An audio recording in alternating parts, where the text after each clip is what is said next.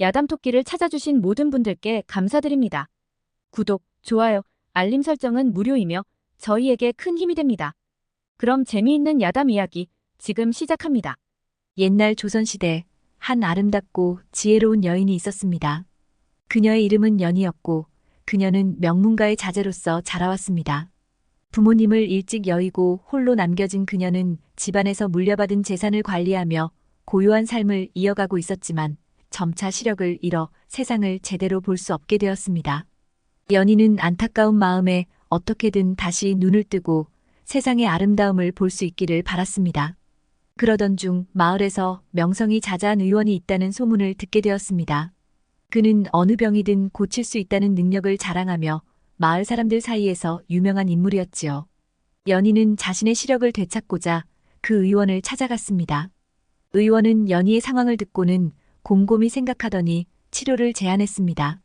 마님, 제가 이 눈을 치료해드리겠습니다. 다만 치료가 끝나고 눈이 나으시면 그에 맞는 보수를 주셔야 합니다. 만약 제가 고치지 못한다면 보수를 받을 생각은 하지 않겠습니다. 연희는 그 조건을 받아들였습니다. 좋습니다. 제 눈이 완전히 나으면 날있게 제 재산을 나누어 드리겠습니다. 하지만 눈이 나아지지 않는다면 저는 날있게 한 푼도 드리지 않을 것입니다. 이리하여 그 둘은 서로의 약속을 굳게 맺었습니다. 의원은 매일같이 연희의 집을 찾아와 약을 바르며 치료를 시작했습니다. 처음에는 성실해 보였던 의원이었지만 점점 그의 마음속에 욕심이 자라기 시작했습니다. 연희가 거의 앞을 보지 못한다는 것을 알고 있는 의원은 그 상황을 이용하기로 결심했습니다. 치료를 하러 오는 매일 그는 연희의 집안 곳곳을 돌아다니며 귀중품을 하나둘씩 슬쩍하기 시작했습니다.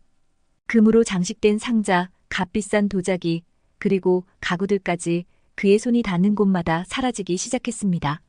연희는 시력이 거의 보이지 않다 보니 의원의 행동을 전혀 알아차리지 못했습니다. 의원은 점점 더 대담해져서 연희의 집안 귀중품들을 훔치는데 주저함이 없었습니다. 그는 매일 약을 바르고 나서 슬쩍 귀중품을 챙기며 이 정도는 아무도 눈치채지 못할 것이다. 라고 스스로를 위로하며 행동을 계속했습니다. 마을 사람들은 의원이 치료를 핑계로 귀중품을 빼돌린다는 소문을 들었지만 증거가 없어서 누구도 감히 그를 저지할 수 없었습니다. 시간이 흘러 의원은 마침내 연희의 눈을 다 나았다고 선언했습니다. 그는 미소를 지으며 말했습니다. 마님, 이제 눈이 완전히 나으셨습니다. 더 이상 약이 필요 없고 세상의 빛도 다시 볼 수 있게 되었으니 이제 약속한 보수를 주시겠습니까? 연희는 눈을 천천히 떴습니다. 처음에는 여전히 흐릿했으나 시간이 지나면서 점차 밝은 빛이 들어오기 시작했습니다. 그러나 그녀는 곧 이상한 점을 느꼈습니다. 분명 집안 가득 있던 귀중품들이 보이지 않았습니다. 화려한 가구와 장신구들이 있던 자리는 텅 비어 있었고 집안이 마치 무언가에 털린 듯한 느낌이 들었습니다. 의원은 연희가 눈이 나았다고 선언하며 보수를 요구했지만 연희는 조용히 그를 바라보며 말했습니다. 의원 날이 제 눈이 나았다고 하시지만 제 눈에는 아무것도 보이지 않습니다.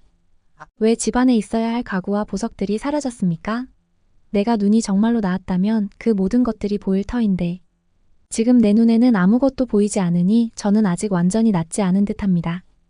의원은 그 말에 당황했지만 침착한 척하며 대답했습니다. 마님, 무슨 말씀이십니까?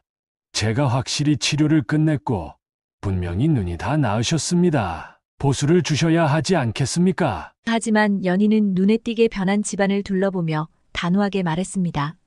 제가 말했지요. 제 눈이 다 나으면 보수를 드리겠다고. 그런데 내 눈으로는 집안이 비어있는 것만 보이니 나리의 치료가 완전히 끝났다고 할 수 없겠지요. 이 말에 의원은 더 강하게 주장할 방법이 없어지자 결국 진실을 감추려고 더 큰 소리를 내기 시작했습니다.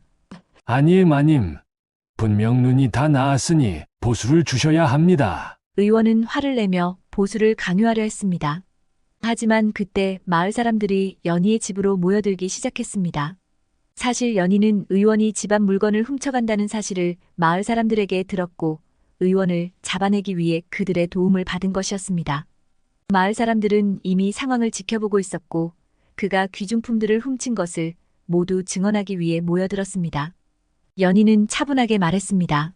의원 나리 제 눈은 이제 나았습니다. 그런데 나리께서 탐욕에 빠져 나의 집안 귀중품들을 훔쳐가셨지요. 나리의 행동을 마을 사람들이 모두 지켜보았습니다. 이제 진실을 밝혀야 할 시간입니다. 의원은 그제야 자신의 죄가 드러났음을 깨달았고 더 이상 변명할 방법이 없음을 느꼈습니다. 마을 사람들은 그를 강제로 끌고 가며 훔쳐간 물건을 모두 돌려놓도록 했습니다. 결국 의원은 마을에서 큰 벌을 받게 되었고 그의 탐욕은 그를 몰락으로 이끌었습니다. 필요 이상의 욕심을 부리면 그 욕심이 결국 큰 화를 불러오고 그 대가는 혹독할 수 있습니다. 탐욕에 빠져 남의 것을 속여 얻으려는 자는 언젠가 자신의 잘못된 행동 때문에 무너지고 말 것입니다. 정직함과 신의를 지키는 것이 결국 올바른 길이며 남을 속여서 얻는 이익은 결코 오래가지 않습니다. 지금까지 함께해 주셔서 감사합니다. 구독과 좋아요, 그리고 알림 설정은 저희에게 큰 힘이 됩니다. 앞으로도 더 재미있고 유익한 이야기로 찾아뵙겠습니다. 다음 영상에서 또 만나요.